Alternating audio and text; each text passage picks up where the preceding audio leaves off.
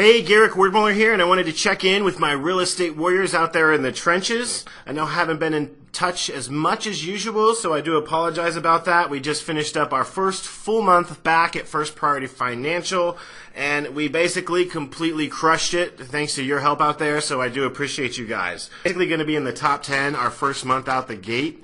So amazing production for the month. I can't thank Maribel and Wendy enough for making it happen. Maribel came in to a brand new system and just completely crushed it. She's got the day off today for her daughter's graduation. So I'm here holding down the fort.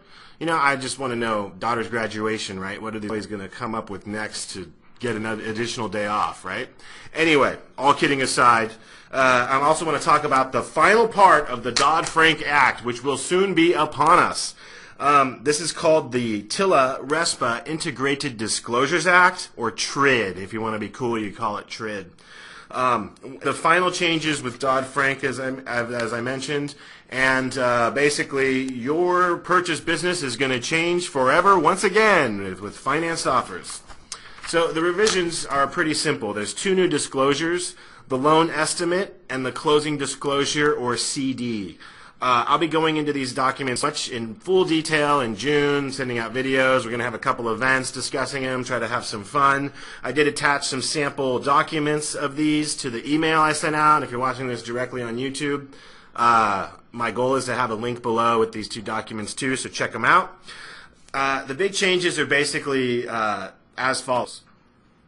There's a 3-day waiting period when they get the loan estimate. So they're going to get a loan estimate, which is like the new GFE, and we have to wait 3 days before we can order an appraisal. That's the main time constraint there at the beginning. At the end, they're going to get the CD, or closing disclosure, and they have to wait 3 days until they can sign. Kind of like waiting 3 days now before they get the estimated settlement statement before they can sign. And you know, a lot of times that hits title a couple hours before a signing. So there will be a little bit of lag time, I think, in Q3 of 2015 due to this, but I think overall the disclosures make sense, especially over the 2010 fee, which I think is a little confusing, comparing apples to apples against different lenders, and the TIL, which is the most confusing document in the loan package since I've been in the business.